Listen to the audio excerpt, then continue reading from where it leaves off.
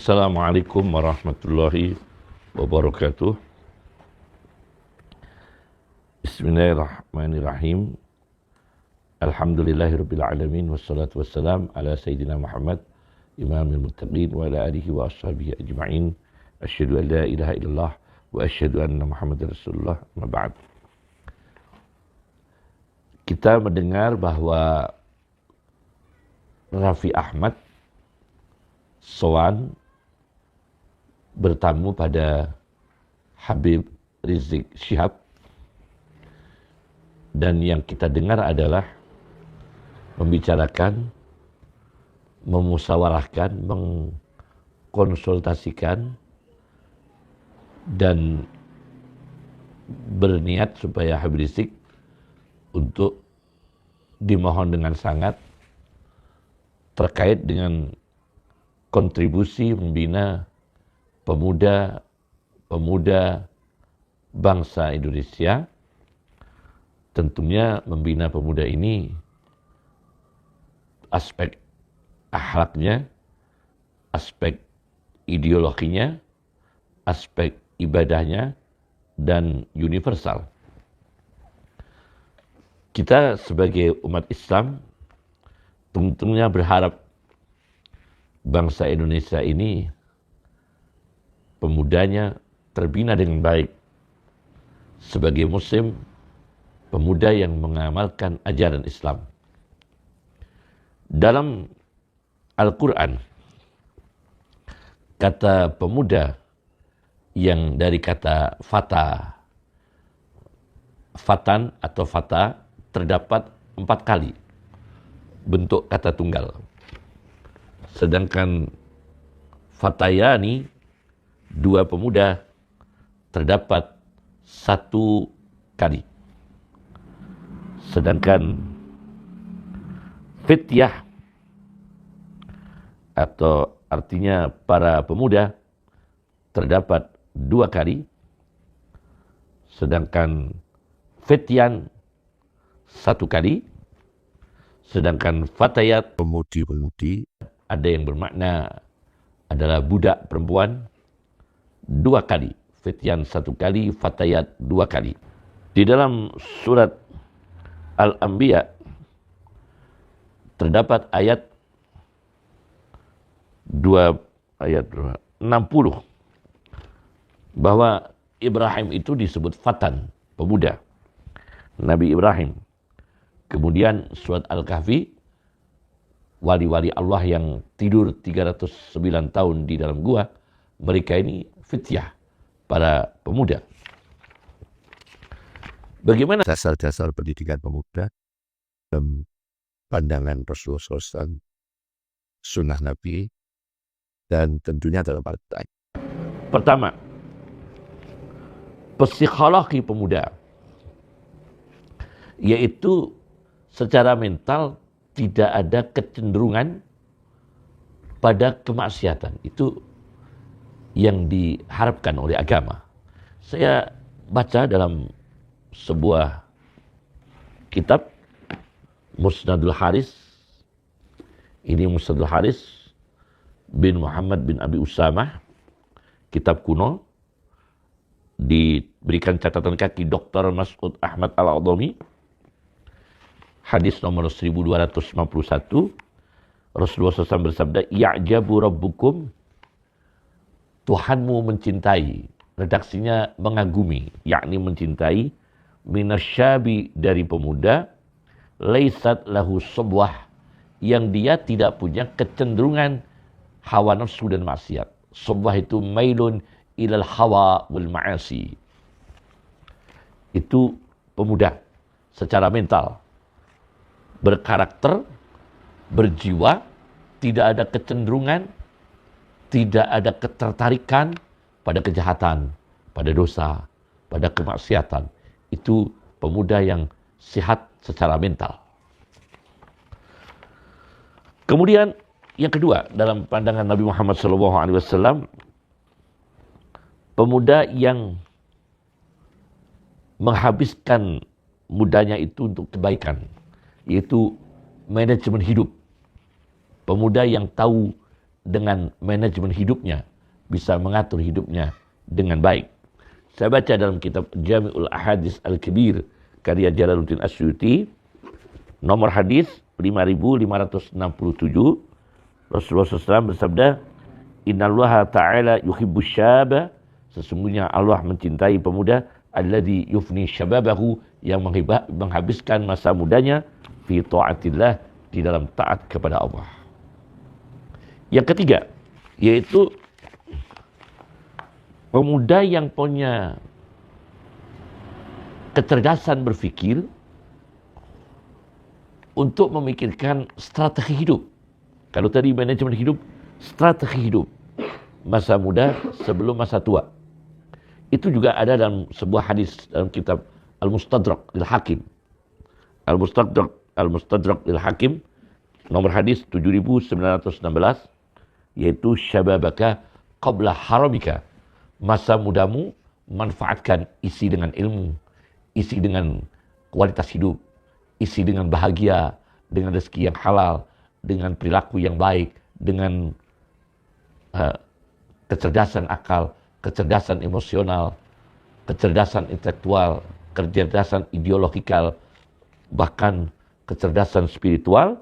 Syababaka qabla haramik, masa mudamu sebelum masa pikunmu, masa tuamu. Itu yang ketiga.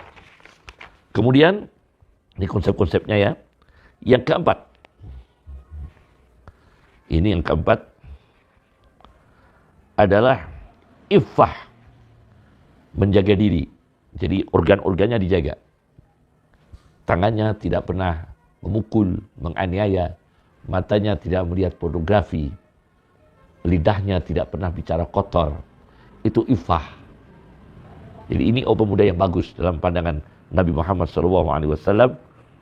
Kata beliau di dalam hadis Sahihul Bukhari, di hadis nomor 1905, pemuda yang belum mampu menikah, puasa. Kalau sudah mampu menikah, bersegeralah menikah. Itu memejamkan mata, lebih menjaga mata, lebih memejamkan mata, fa innahu ahaddu lil basar wa ahsanu lil farji, lebih menjaga kehormatan farji. Kalau belum mampu menikah, wa man lam yastati', dan barang siapa belum mampu, fa alaihi bis-shaum, maka lakukan spiritual, puasa. Dan itu akan mengendalikan syahwat libido, syahwat seksual bisa tertata dengan baik, tidak tersalurkan pada kebebasan atau hidup permisif, ya, tidak terjadi. Itu nomor 4. Kemudian nomor 5, pemuda yang punya pendidikan ilmu, kemudian edukatif, kemudian punya potensi pengabdian akan ilmunya, kemudian membawa pendidikan di tengah masyarakat. Kesadaran pemuda akan pendidikan, kesadaran pemuda akan ilmu pengetahuan. Saya baca dalam Sahihul Bukhari, halaman hadis nomor 631, Rasulullah SAW memerintahkan para pemuda yang dipimpin oleh yang diantaranya sahabat Malik bersama beberapa pemuda. Setelah belajar agama pada Rasulullah SAW, Rasulullah mengatakan, irji'u ila ahlikum, kembalilah kalian pada keluarga kalian, fa'aqimu fihim, maka kalian berdomisilah di sana bersama keluarga, wa'allimuhum, dan ajarkan pengetahuan pada keluarga. Ilmu, ibadah, ilmu pengetahuan. Ini nomor 5. Kemudian nomor 6, yaitu pemuda membutuhkan motivasi. Jadi dipuji, mentalnya dipuji, dimotivasi. Meskipun punya catatan tidak baik, tapi kalau punya kebaikan dipuji supaya semangat pada kebaikan. Jadi pemuda punya riwayat rapotnya merah, kemudian sudah mulai rehabilitas, memperbaiki diri, sudah mulai menjadi orang baik, maka kebaikan-kebaikannya itu harus dipuji. Harus dipuji. Ya. Ini ada dalam satu hadis yang disyarah oleh Ibnu Battal, Sahihul Bukhari, dengan syarahnya Ibnu Battal. Ada sahabat bernama Sa'ad mengatakan, "Ma sami'tu an-nabiyya sallallahu alaihi wasallam yaqulu li ahadin yamshi 'alal ardi innahu min ahli jannah."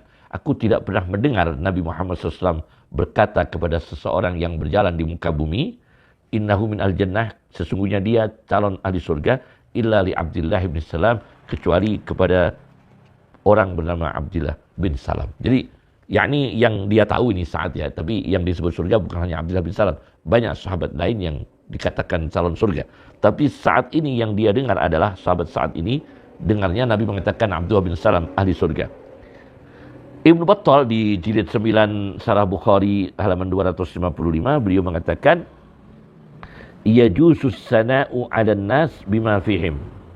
Boleh kita memuji manusia dengan kelebihan yang ada pada mereka.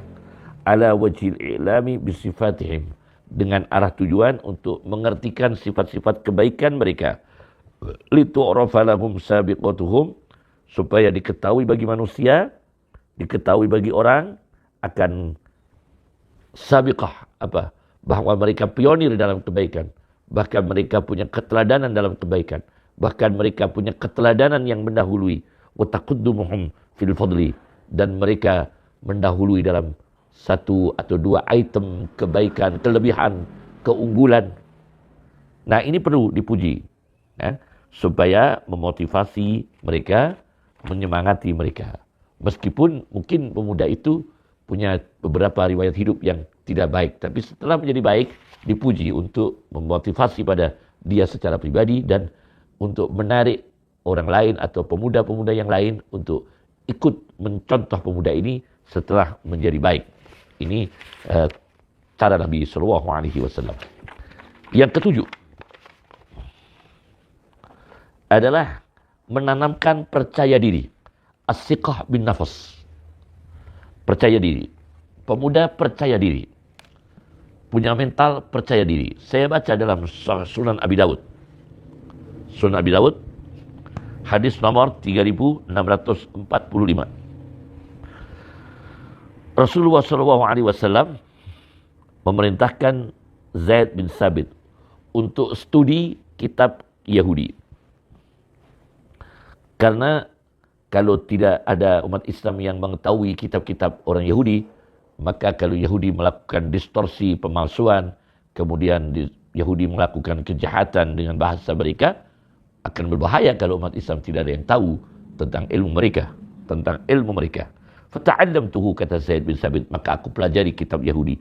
Falam yamur rabbi illa nisfu syahrin, maka belum sampai lewat kecuali setengah bulan, hatta hadaftuhu, sudah aku buang, yakni sudah aku kuasai. Sudah langsung aku kuasai. Percaya diri. Zaid bin Sabit. Pemuda begitu. Punya percaya diri akan dirinya apabila dibekali ilmu pengetahuan, dibekali pendidikan, dibekali keterampilan, dibekali mental ibadah, dibekali ghurzul iman, menancapkan iman, ghurzul ihsan, menancapkan sifat ihsan, berbuat baik. Tentu Islam, iman, ihsan. Yang kedelapan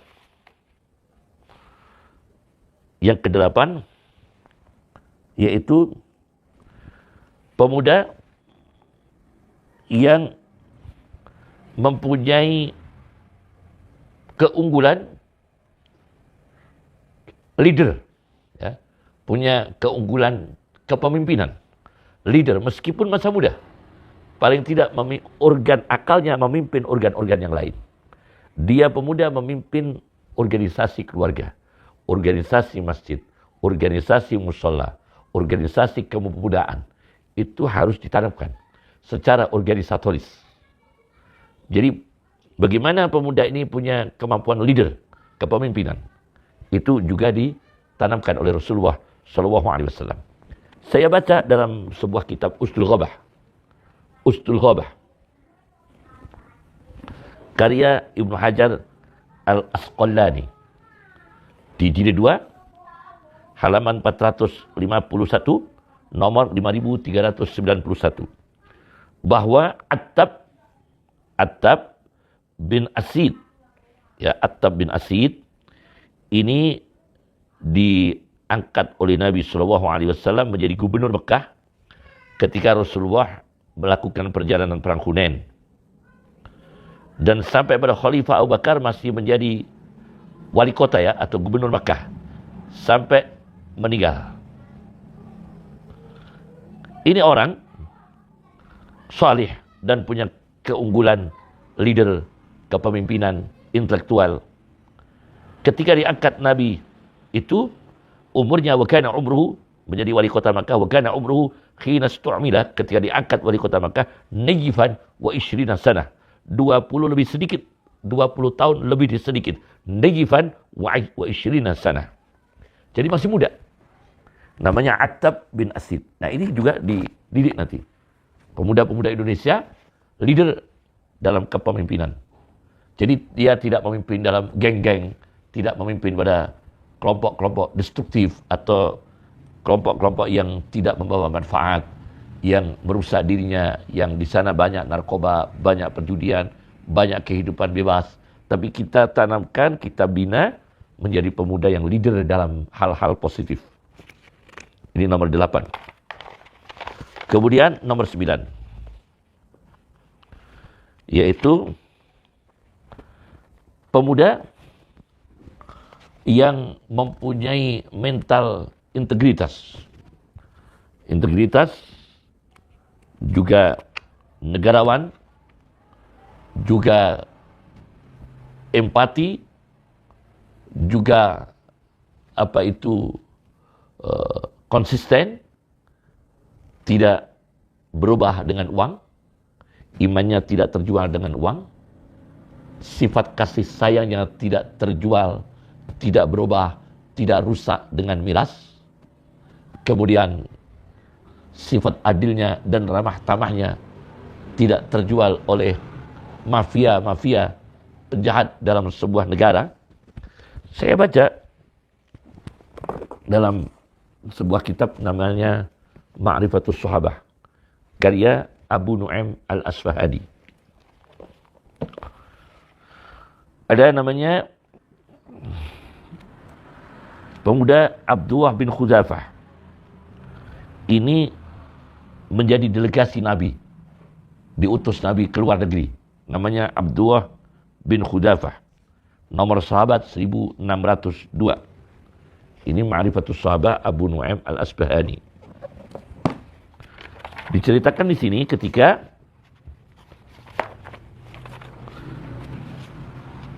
orang Romawi menawan Abdullah bin Khuzafah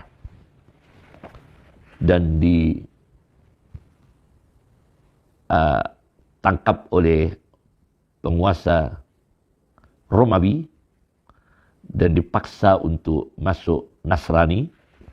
Apabila tidak masuk akan dilemparkan ke sebuah periuk yang mendidih terbuat dari tembaga.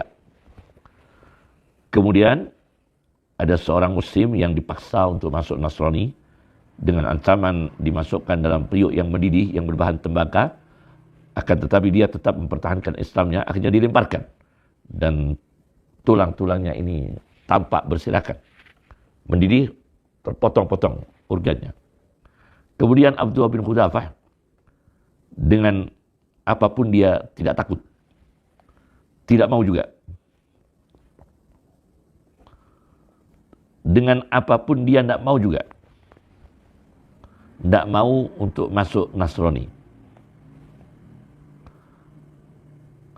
Maka dia diikat talinya,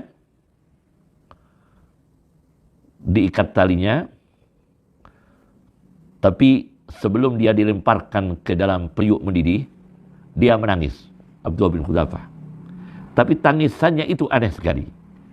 Saya menangis bukan takut kehilangan nyawa, tapi saya menangis karena nyawa saya cuma satu. Walakinni bakaitu khina laysa li illa nafsun wahidah. Kenapa waktu saya mengalami ini, mau dilemparkan ke dalam periuk yang mendidih untuk mempertahankan Islam saya, kenapa nyawa saya cuma satu? Jadi mengalami perlakuan ini hanya satu kali. Yuf'alu biha hadha fillah. Karena Allah, saya mengalami hanya satu kali. Kalau saya harus dilemparkan dalam periuk. Aku ingin mempunyai banyak nyawa dan dilemparkan berkali-kali dalam periuk ini untuk mempertahankan agama saya. Kuntu uhibbu ayyakuna li minal anfusi. Aku kepingin punya banyak nyawa, adada kulli sya'ratin, sejumlah seluruh rambut fiyya yang di dalam diri saya. Akhirnya kagum, penguasa Romawi kagum dan akhirnya dilepaskan, tapi diiming-imingi. Masuk Nasrani, mau dikawinkan putrinya penguasa Romawi dan diberi wilayah kekuasaan. Tapi ditolak oleh Abdullah bin Hudafah. Terakhir Abdullah bin Hudafah setelah diancam mau dieksekusi mati, dia bertahan. Diiming-imingi kawin dengan putri penguasa Romawi, dia menolak. Diiming-imingi pembagian wilayah kekuasaan, dia menolak. Akhirnya yang terakhir diminta untuk mencium kepala penguasa Romawi. Tapi Abdullah bin Hudafah kalau ini menerima dengan syarat dilepaskan tawanan-tawanan umat Islam. Akhirnya Abdullah bin Hudafah karena itu tidak merusak akidah, hanya mencium kepala penguasa Romawi dan dilepaskanlah 80 tawanan Muslim setelah Abdullah bin Hudafah mau mencium kepala penguasa Romawi. Luar biasa. Ini orang yang mempunyai jiwa integritas tingkat tinggi. Ini yang ke-9.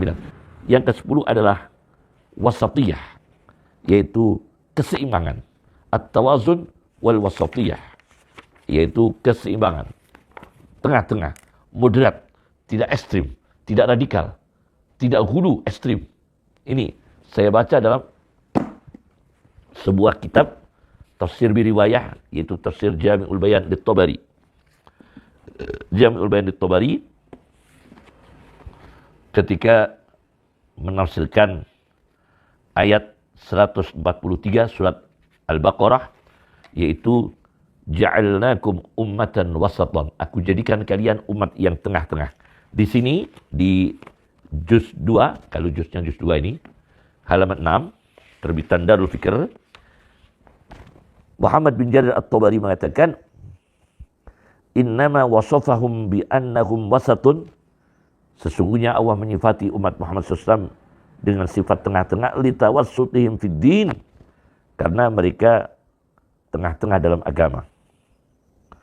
Tidak pernah meniru sifat berlebihan yang dilakukan sebagian orang Nasrani yang melakukan tarahub, kepetapaan.